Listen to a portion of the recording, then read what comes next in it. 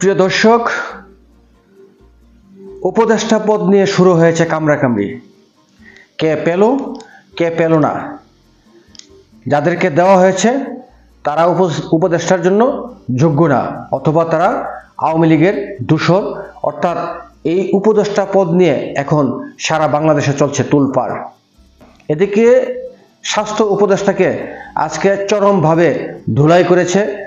5ই আগস্টে যে আন্দোলনকারীরা আহত হয়েছিল সেই সমস্ত আহত ব্যক্তিরা তাকে চেপে ধরেছে এবং তাকে চরমভাবে ধুলাই করেছে।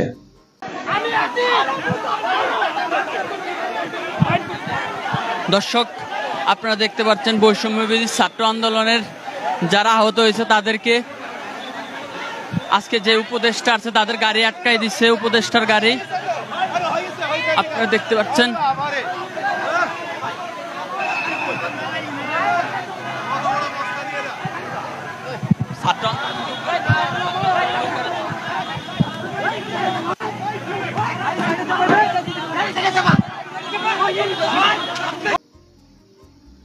অন্যদিকে আরেক নারী বিভিন্ন মিডিয়ার সাথে বক্তব্য দিয়েছে যে তিনি মুখ খুললে উপদেষ্টাদের তলা একদম খুলে যাবে।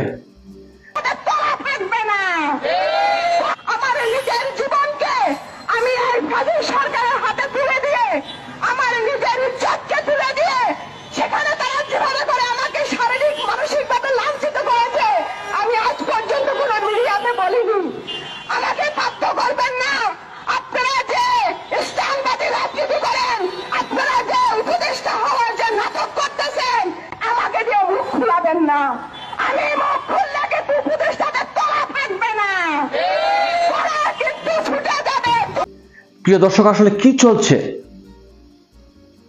চলছে গোটা বাংলাদেশে। অপরদিকে জাহাঙ্গীরনগর বিশ্ববিদ্যালয়ের স্টুডেন্ট যারা রয়েছেন তারা এই অন্তর্বর্তীকালীন সরকার এবং সমন্বয়কদের বিরুদ্ধে তারা অবস্থান নিয়েছে। তারা আপনারা গতকাল দেখেছেন বিক্ষোভ মিছিল অনেক কিছু করেছেন। সেখানে উপদেষ্টা নাহিদ ইসলাম গিয়েছিলেন, তাকে চরমভাবে অপদস্থ করা হয়েছে।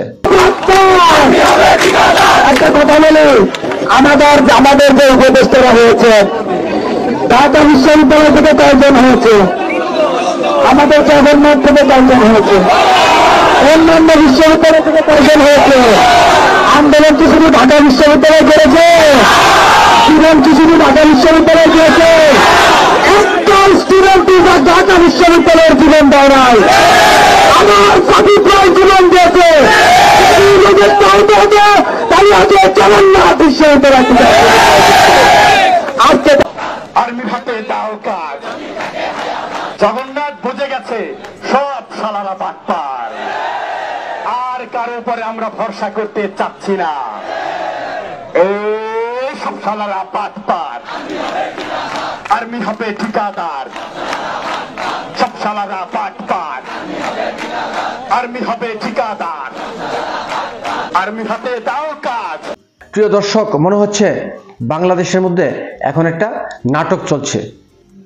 অন্যদিকে আরেক নারী বলছে এবার গণহত্যা শেষ হয়েছে, এবার গণগ্রেফতার চলছে।